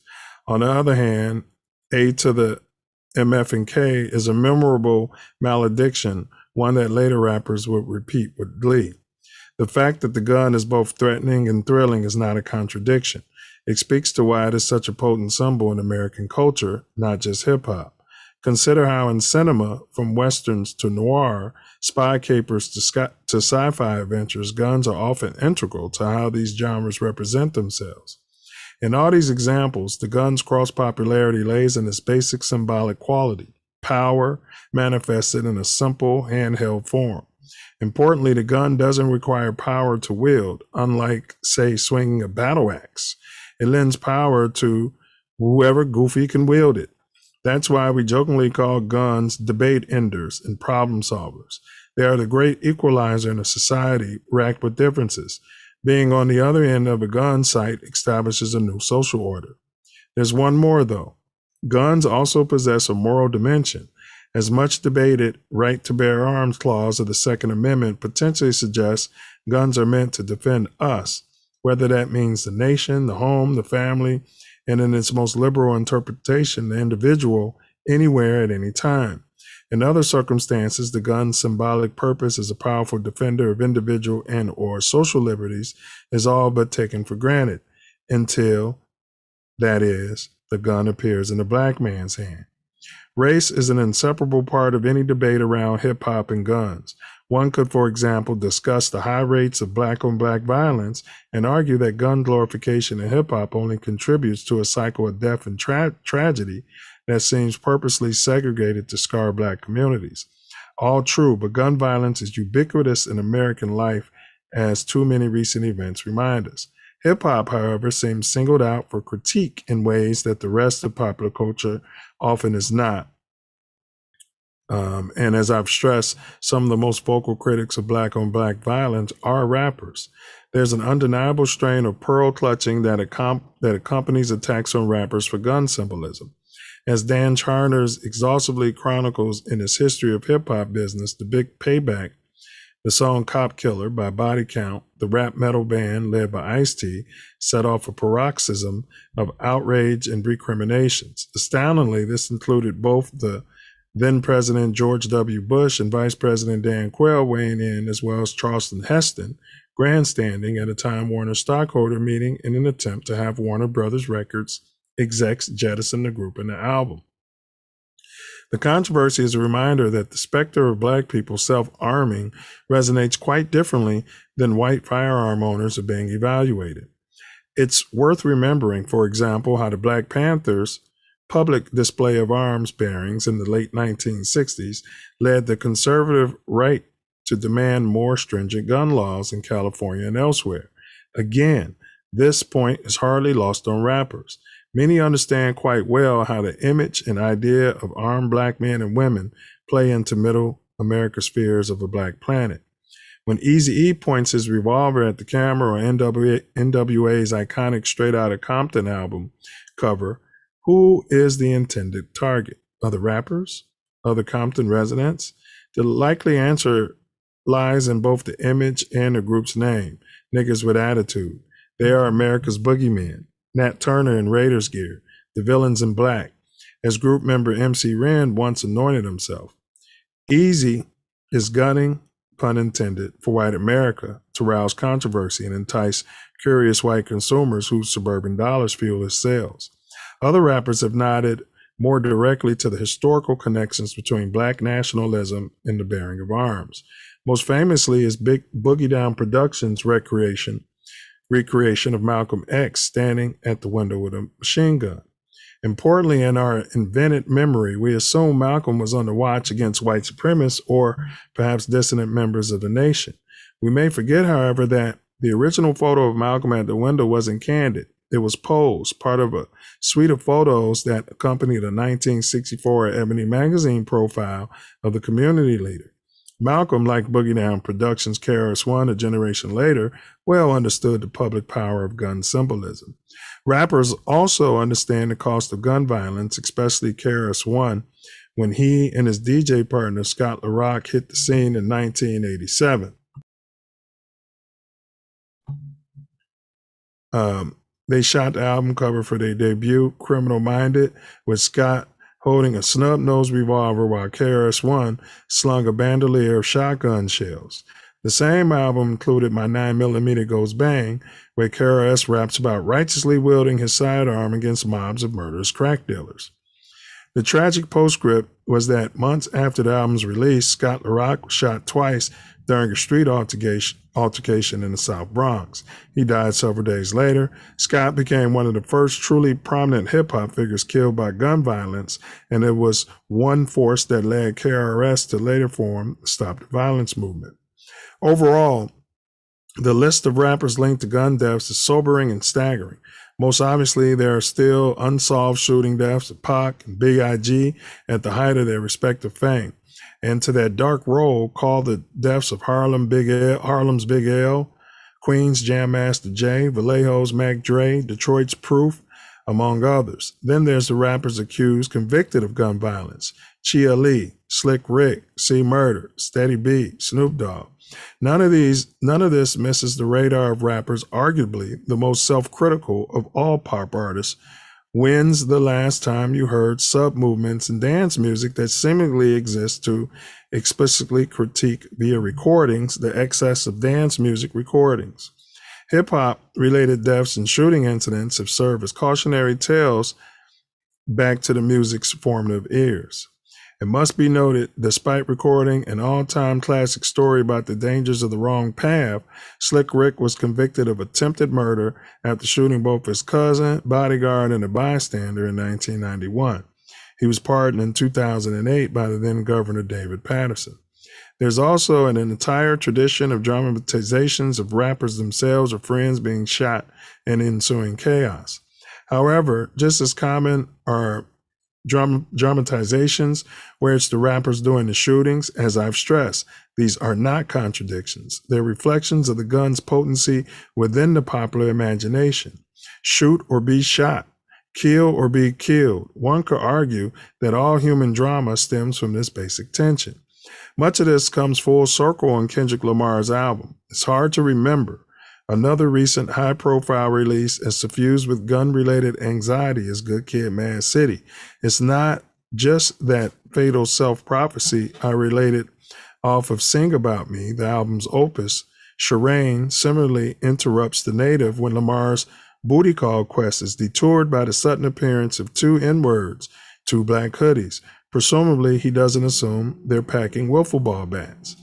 On Mad City, Lamar and guest Schoolboy Q open the song this way.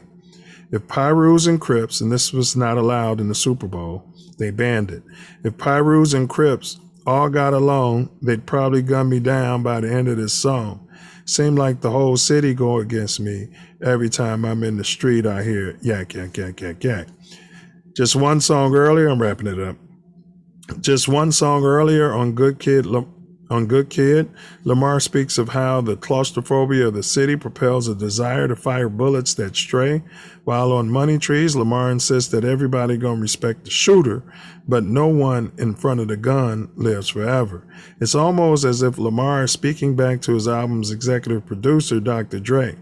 After all, on Dre's seminal The Chronic, recorded some 20 years earlier, the elder Compton rapper tells us, who's the man with the master plan? N-word with the gun. For all this, though, even Lamar isn't immune to the allure of the gun symbolic badassery on The Jig Is Up, Dumpin', a song recorded and released after Good Kid, Mad City came out. Lamar begins by telling us to feel this before a gunshot rings out, initiating the backing track. On the hook, Lamar mimics the sound of a pistol spark. Now we dumping out the roof.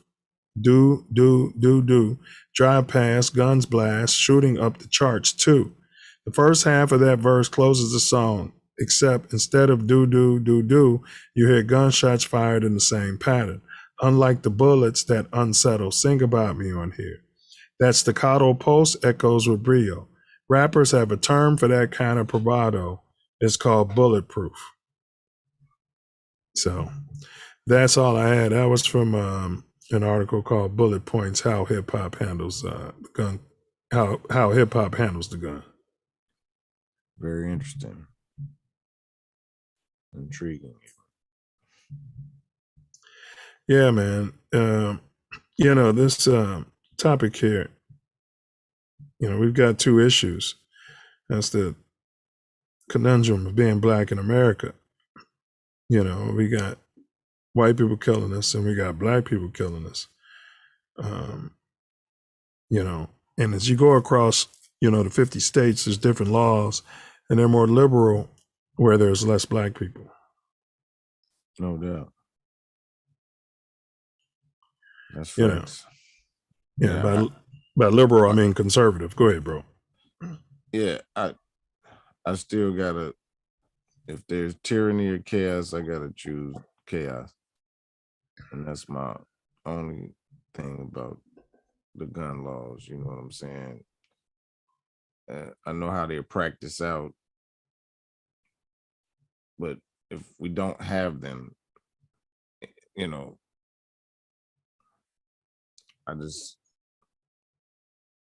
I don't see us being able to protect ourselves, against random pink people deciding to do stuff. I hear you. And criminals just kicking your door in and having their way with you. Yeah. Okay, well, we got a lot of mass shootings and a lot of crime on the streets. Are the gun companies to blame? I would have to say yes.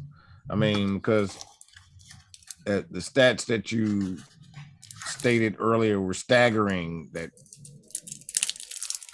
the most guns in the world are in this country. So that the guns aren't making themselves.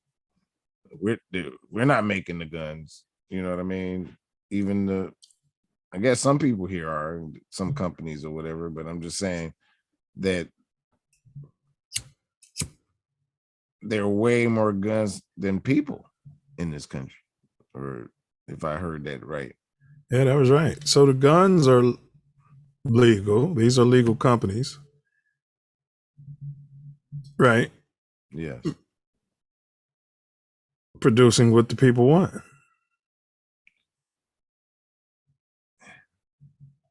Yeah, and they're still to blame. A lot of them get out of hand, and I don't know how that is.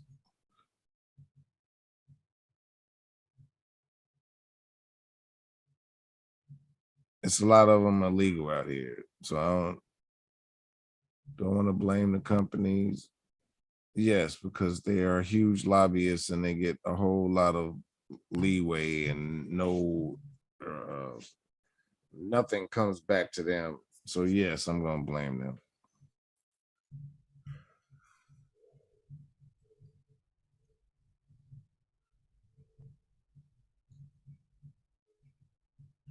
All right. You know,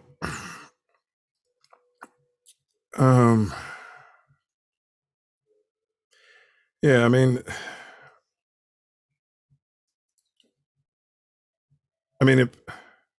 how would we get guns if there were no companies producing them? That's facts.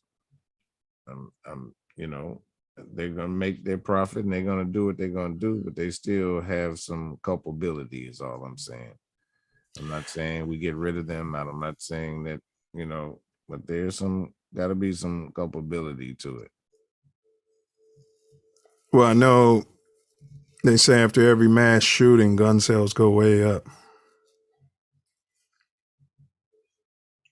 Yeah, because people be like, they could come here. Yeah. What can we do? I only got this one thing here. I need something to go just in case it's a bunch of them.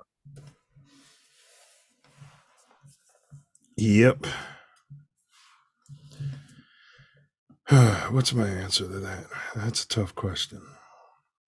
Hey, bro, we need our own everything for Silverdale.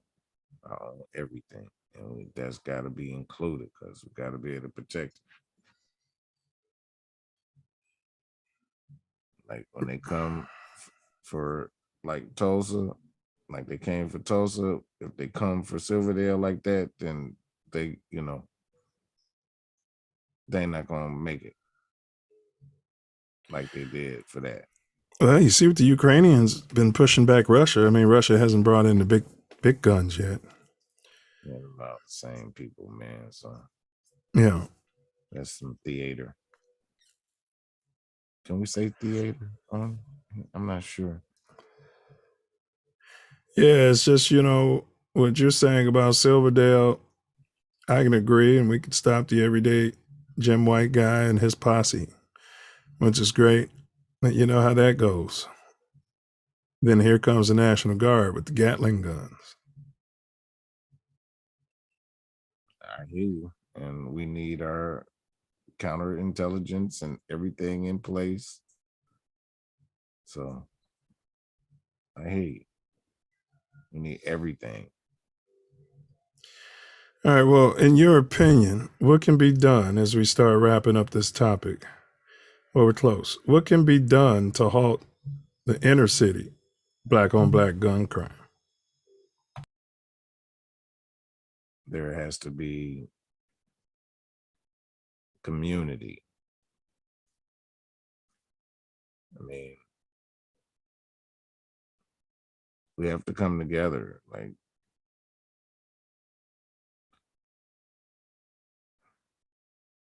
there are some things that will have to be let go, but we got to realize that we have a larger opposition, a bigger opponent. And us fighting each other is not dealing with that. Yeah, and I agree. We have to identify our common enemy. I would say also, mentorship.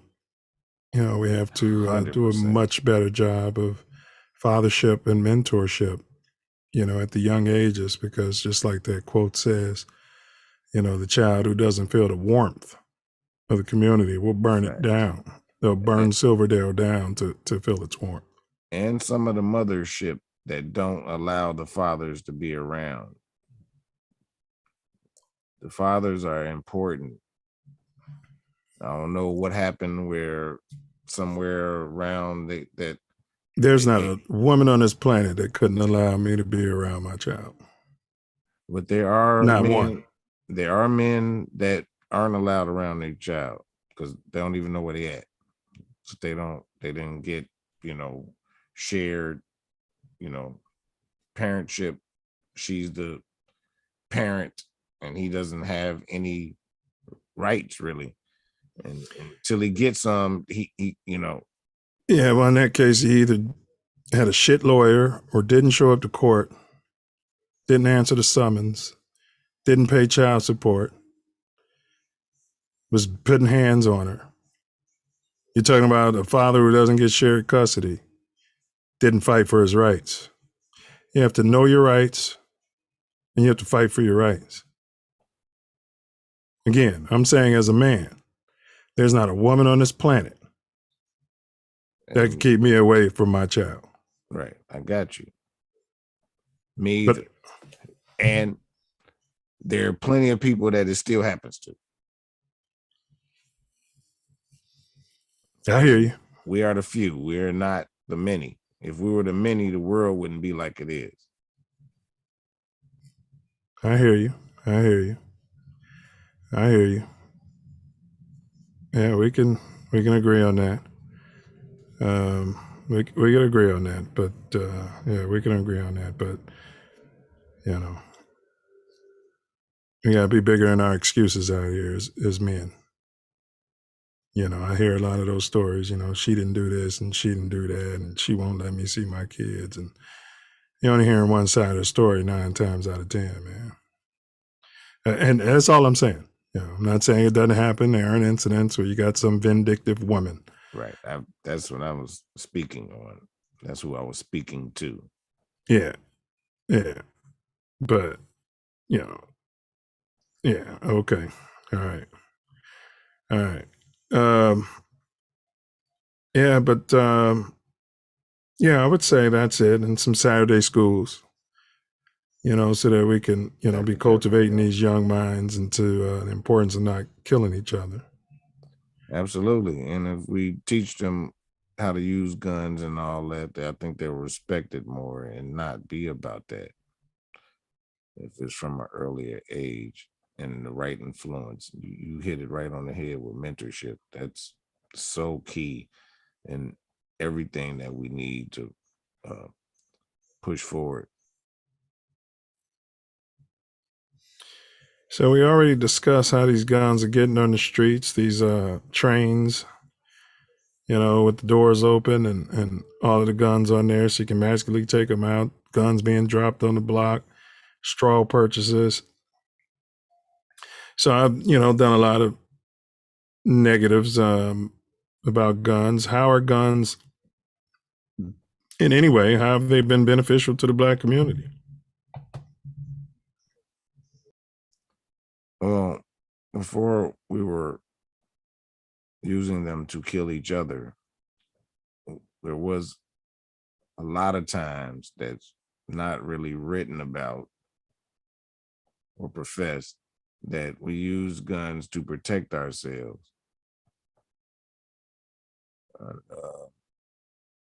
I know that we can do that now. We need some way of being able to protect ourselves from tyranny, from Pink or whoever it is. Okay, so the question is, how are they currently beneficial? So, okay, I'll give you a potential deterrent Yes. to white mobs just coming through and having their way with us. Yes, self-protection, anybody coming in your crib, you know, because that can happen, especially, you know, the areas where most of us are redlined, or the redlining districts that they're trying to gentrify. Bro, I saw a woman, I think she was in Atlanta, I want to say, and somebody had broken into her house, and she came out and just shot off warning shots in the air, and she got arrested for illegal discharge of firearm. Yeah. It's ridiculous, man. That's what's tricky about it. You know how many of those gang violence are self-defense? A lot of it. And sometimes people do get off for self-defense. Like, Yeah, they do. Yeah. Even though they wasn't supposed to have no gun and all that, they get off for self-defense because it was proven that, you know what I mean? But we got a lot of work to do. And we got to start with the youth. So the Saturday schools are going to be super important. They're coming. We got to formalize them and make them to the most benefit. And it's important. We definitely need y'all to go ahead, get people to subscribe so we make it happen, though. Can you think of any other ways that guns are beneficial to our nation? I'm talking Black nation. Yeah, that's a good point. You can protect your homestead. You can protect your property. I mean, at some point, we got to be able to protect the nation. So, like, if we need every institution for us to, you know, solidify the thought experiment, Silverdale, or our nation, then we need armed forces. I mean, to protect ourselves from tyranny outside of us, whatever that looks like or what it's called. Is the spirit of the Second Amendment being honored? I don't know, but that document is old, and we're still considered 3/5 of a person in it. So I don't really, you know, I don't know. I know there's a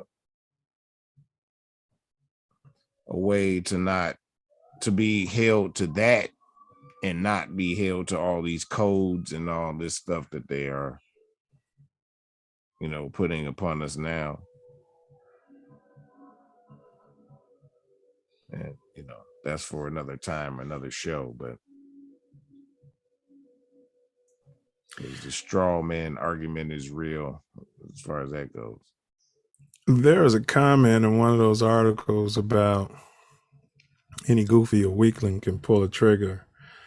But I will say the flip side of that is any brute on steroids can bully the weakling and take all his stuff. It's facts. That's the whole real, you know, no tyranny. That's what that's how I feel about the government. They just tell you what to do. You just, you know, you better work. You better work. You better listen what the government say. The good government, the good old government, gonna tell you what. Nah, I ain't with the good old government telling us what to do out there. They're supposed to work for us, not against us. And a lot of the policies and stuff that they have put in place over the years, I have no trust in them at all. So is gun violence a problem? Yes.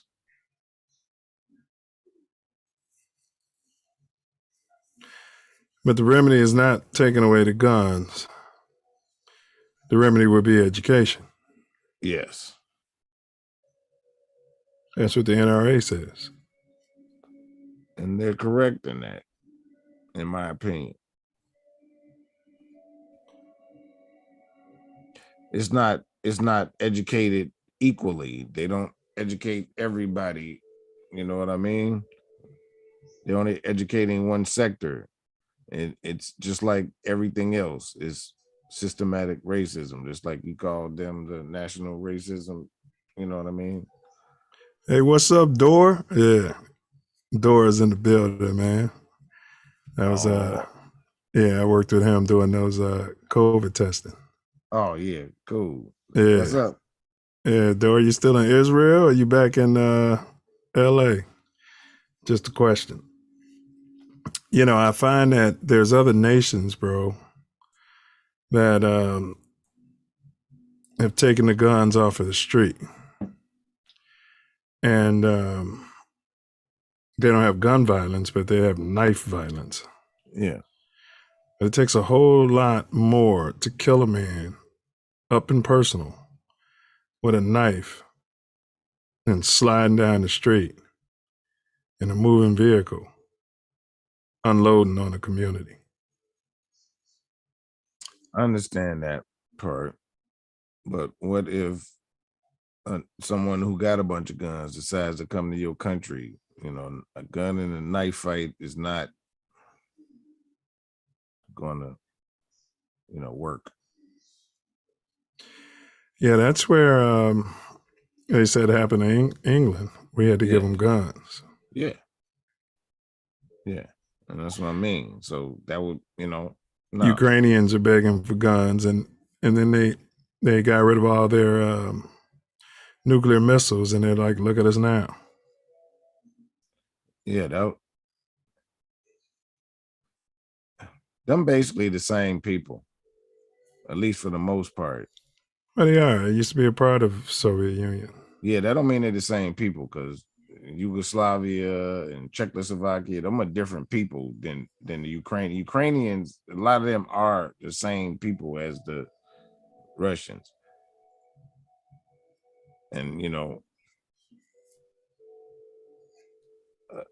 I don't know why invasion or whatever he says, whatever about whatever, because they lie about everything and I don't pay attention to it.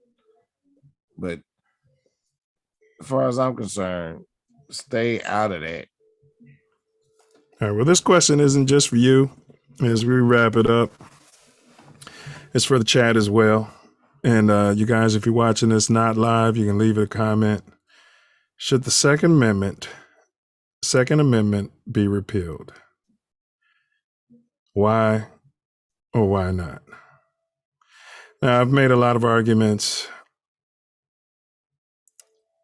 because of how these guns are affecting our community, how they're being used. Would seem like I would say repeal it. It's tough saying this because, this thought experiment has been done in other nations. I mean, you could get rid of the guns and still train people how to use them. You go to the armory and they give you your gun and you practice. And if there's ever a need, then you get your gun. But all that being said, I'm going to lean towards, I don't think the spirit of the Second Amendment is being upheld. So we've been talking about education and regulation. I feel like if you're part of a militia,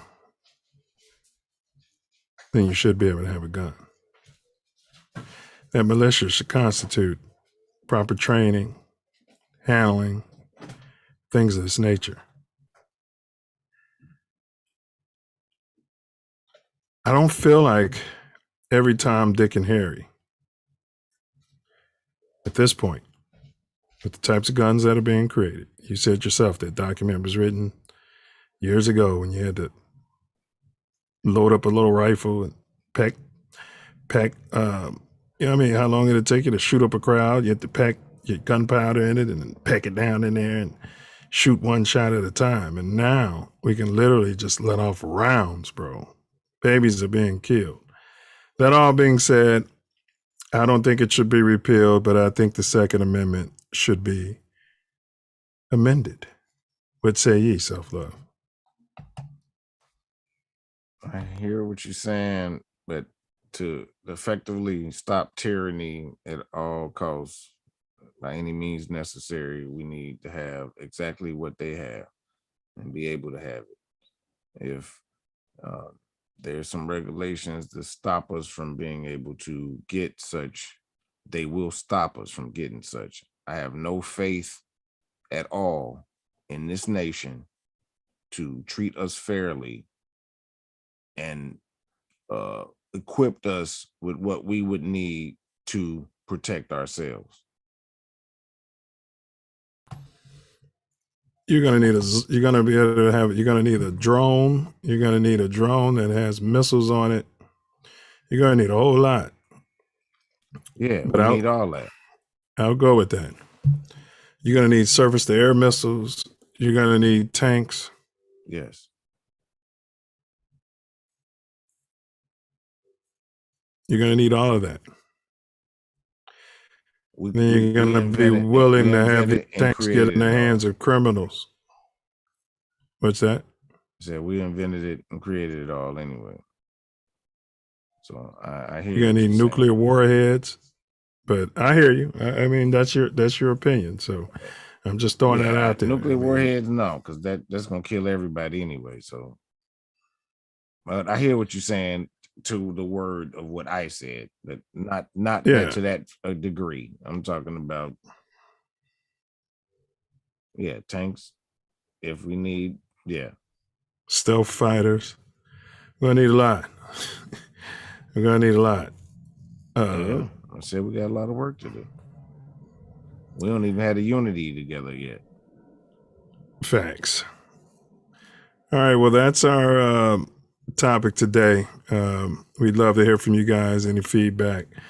Now, the riddle, Self. Let's go ahead and solve the riddle since nobody in the chat had the class. I'll repeat it. Everything is legitimate in matters pertaining to ardent affection and armed conflict between nations. What is the proverb? All is fair in love and war. All right, let me just check my Self Love says all is fair in love and war. They're going to start typing it in now, trying to pretend like they came up with it. And he got it exactly right. All is fair in love and war. He got it exactly right, 100%. I thought it was an appropriate riddle for today's topic. Facts. And so next week, Self, we got a friend of my family, also a beta noob, coming in the building. We're going younger with our demographic here. Great. Just recently got his master's degree, but he's a recent U of I grad. Dan Johnson. He's a marketing specialist with Google at this point, huh? Yeah, it's going to be a grand conversation. It's going to expand the whole situation. Yeah, we're pulling some of our youth forward so that we understand they're not all illegal gun-carrying individuals in the world, and we got a lot of work to do, but there is hope, huh? Man, we working, so that's all. Facts. Gotta have some vision of where we're going so our people can get there, and we gotta build a map for them to find it. Well said, and like you said, I'm used to it. Here's my magic cup. What's in my magic cup? All right, so that's the magic cup.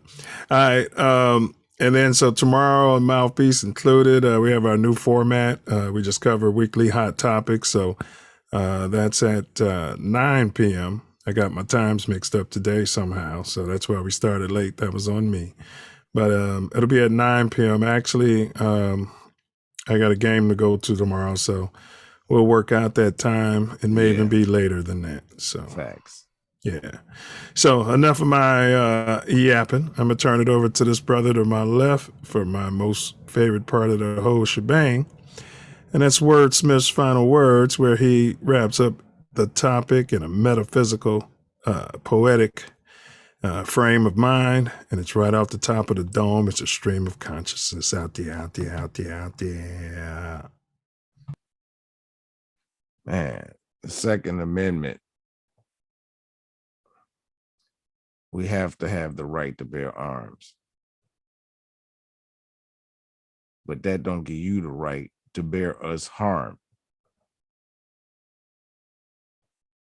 There's two type of laws written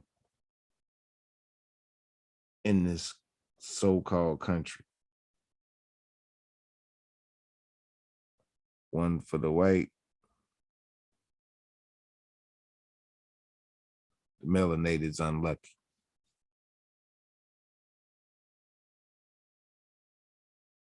Because they had us do all the work and call us lazy.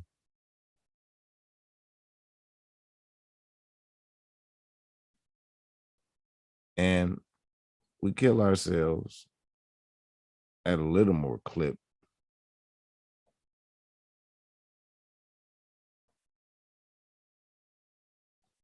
But they kill each other just as much. Ain't no white on white, no brown on brown, no yellow on yellow. We ain't crayons.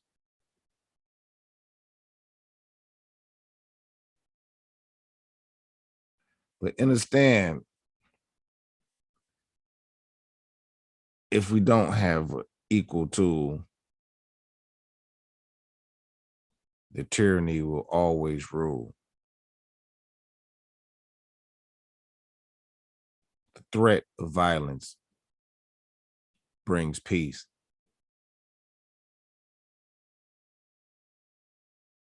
Just as much as prayer to the east. Until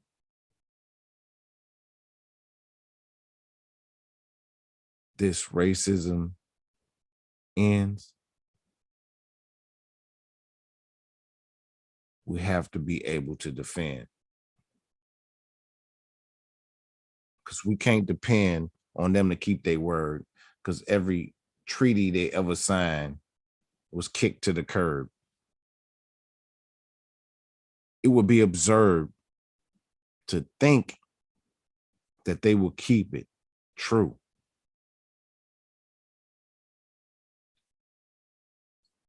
Fool me once, it's on me.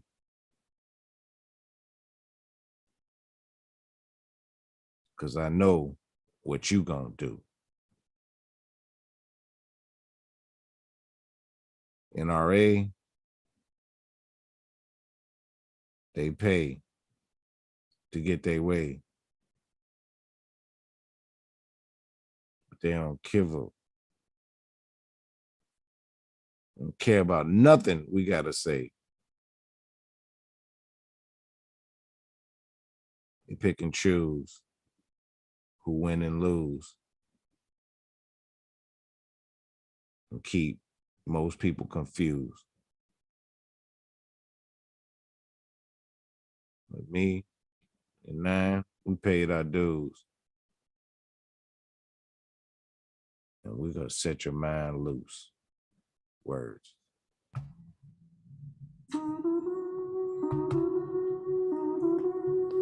Oh, let's talk about hip hop. It's still the love of my life. Man. Well said, brother. Thanks for y'all's support. Bullets are boomerangs. Stand your ground.